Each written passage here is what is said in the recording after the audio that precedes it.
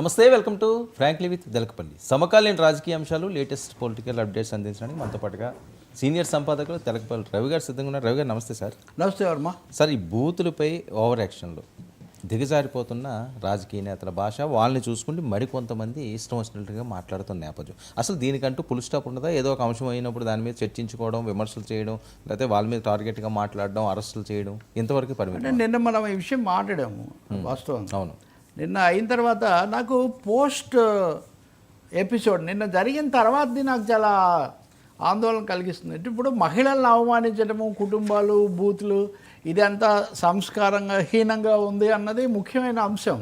అవును, దీన్ని రాజకీయంగా మార్చేసి మళ్ళీ రాజకీయ గొడవ, మళ్ళీ దీని మీద కూడా రాజకీయ గొడవ పెడితే అసలు ఎందుకోసం అయితే ఈ చర్చ మొదలైందో, ఎందుకోసం అయితే ప్రజలు జుగుప్స కలిగిందో అది పక్కకు వెళ్ళిపోతుంది. మీరు చూడండి, సాయంత్రం నుంచి ఇప్పుడు అతను కిరణ్, బూత్ కిరణ్ అని పేరు పెట్టాం మనం.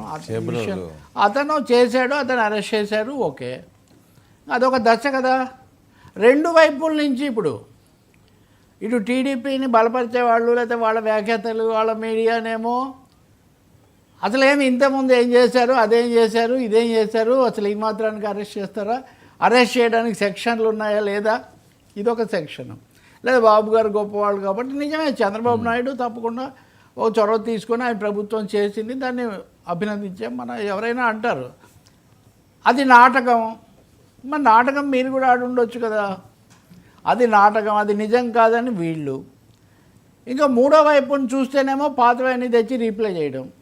అవును, అంటే దీని నుంచి పొలిటికల్ అడ్వాంటేజ్ కోసమే ప్రయత్నం చేస్తున్నారు తప్ప మహిళలు గౌరవము, నిజంగా సమాజం ఏం కోరుకుంటుంది అన్న దృష్టి మటుకు చిత్తశుద్ధి లేని శివ పూజ లేలరా అన్నట్టుగా వీళ్ళకి నిజంగా స్త్రీల మీద గౌరవము, స్త్రీలకు సంబంధించిన దాని గౌరవాన్ని కాపాడడం కంటే కూడా రాజకీయ కక్షలు తీర్చుకోవడం, దీన్ని కూడా ఈ ఎపిసోడ్ను కూడా ఎవరికి మైలేజీ, ఎవరికి అడ్వాంటేజీ అన్న వైపు చూసే ఆలోచన ఉంది. నేను చూసా, కొంతమంది న్యాయ నిపుణులు కూడా చర్చల్లో పాల్గొన్నారు, కొంతమంది మాజీ పోలీసు అధికారులు కూడా పాల్గొన్నారు. ఎవరు పాల్గొన్నా కానీ వీటిని ఖండించడానికి తప్ప ఇందులో చర్చించడానికి ఏముంది అసలు? ఇందులో మళ్ళీ బూతుల్లో పోటీలాగా బూతులు ఎవరు ముందు వాడారు, ఎవరు ఎక్కువ వాడారు, ఎవరు తక్కువ వాడారు, ఇదే. ఇప్పుడు ఒకందుకు మనం మెచ్చుకోవాలి. ఇప్పుడు వైఎస్ షర్మిల వాళ్ళ కుటుంబమే అనుకోండి, అంత తీవ్రంగా వైరం వచ్చింది, వాళ్ళ మధ్య కేసులు పెట్టుకున్నారు, వాదనలన్నీ నడిచాయి, ఆరోపణ. కానీ ఆమె భారతి మీద జరిగిందని నేను పూర్తిగా ఖండిస్తున్నాను సూటిగా చెప్పారు. ఉదాహరణకు చెప్పాలంటే, అంటే రాజకీయ తేడాలు, కుటుంబ తేడాలకు ఏ కుటుంబంలోనైనా అమ్మలే, ఒక అన్నకు ముద్దుల చెల్లి, ఒక ప్రియుడికి వలములపల్లి, ఒక రామయ్యనే కన్న తల్లి, ఒక రాముడికే కల్పవల్లి అని నారాయణ రెడ్డి వివిధ, ఆమెకు కూడా వ్యక్తిత్వం ఉంటుంది ఇవన్నీ కాకుండా. కాబట్టి చాలా వక్ర మార్గం పడుతుంది.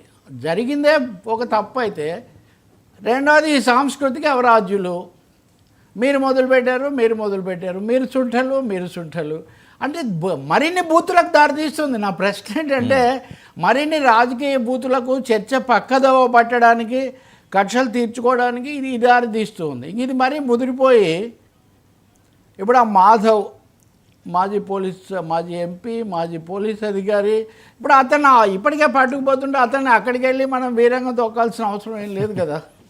అంటే ఎందుకు చేస్తారు ఇవన్నీ కూడా? అంటే అసలు మాధవ్ను నిజంగా జగన్ ఏమాత్రం ఆలోచన ఉన్నా ఈ సందర్భంలో మాధవ్ లాంటి వ్యక్తిని ముందుకు తెచ్చి పెడతారా? దానివల్ల వచ్చే ఎటువంటి సంకేతాలు వెళ్తాయి అన్న అంశం కూడా ఉందా, లేదా ఆయనకు తెలియకుండా ఈయనే దాన్ని ఎక్కువగా చేసేయడం మనకు తెలీదు.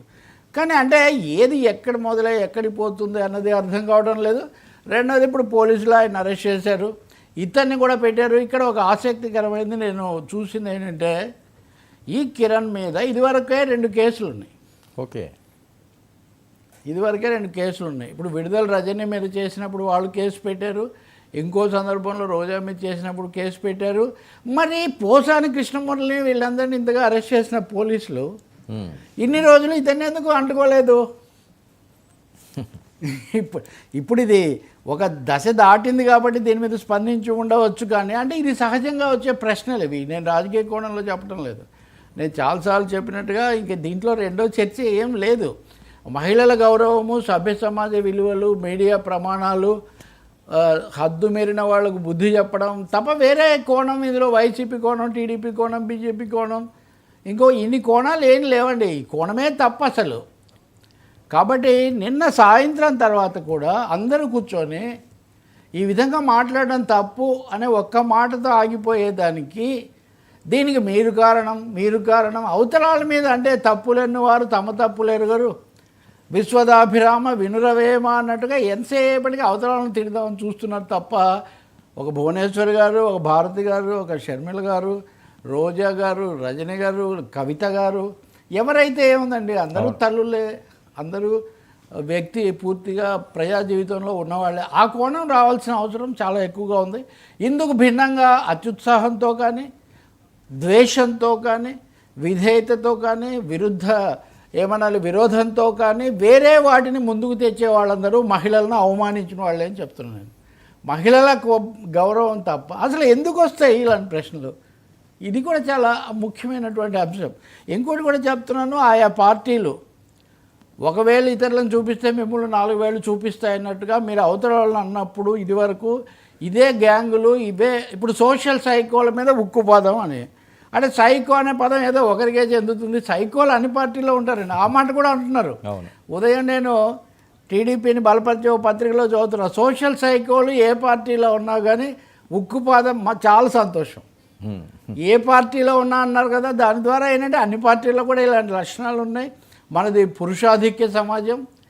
ప్రతి దానికి కొంచెం ఎందుకు వస్తాయండి ఇలాంటి ఆలోచనలు? అసలు ఎవరిలాగున్నారు, ఎవరు పొట్టిగా ఉన్నారు, ఎవరు నల్లగా ఉన్నారు, ఈ పోలికలు ఏంటండి దరిద్రము? పిల్లల యొక్క పోలికలు, వాటిని చూసి తల్లుల మీద తీర్పులు చెప్తామనేటటువంటి, నిజంగా చెప్తున్నాను నేను, కొంతమంది ఎమోషనల్ అని, కొంతమంది నేను నిజంగా చాలా చాలా సాధారణమైన మనిషిగా మాట్లాడుతున్నా. ప్రపంచంలో మిగతావన్నీ మిథ్య. తల్లి పిల్లల అనుబంధం అన్నది చాలా సత్యం. తల్లి తర్వాతే మొదలవుతుంది ఏదైనా కానీ.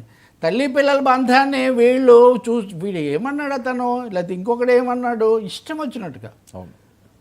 అసలు ఈ పోలికలు, డిఎన్ఏ టెస్టులు మీకెవరిచ్చాడురా? నేను అడుగుతున్నాను, మీకెవరిచ్చారు ఈ పరీక్ష మీరు? కాబట్టి ఇక్కడ ఆ వాళ్ళనన్నా వీళ్ళనన్నా కానీ ఒకటి నిజం, ఇదే పని జగన్ చేస్తుంటే ఆయనకు కూడా అప్పుడు మంచిదే వచ్చి ఉండేది. కనీసం అలా అన్నదాంతో నేను ఏకీభవించడం లేదు అనే ఒక సంకేతం ఆయన పంపించి ఉంటే చాలా బాగుండేది. పంపించకపోగా దాన్ని ఆ కొలువు కూటంలో ఏదో వినోదం జరుగుతున్నట్టుగా ఆయన ఆ రోజు నవ్వారు.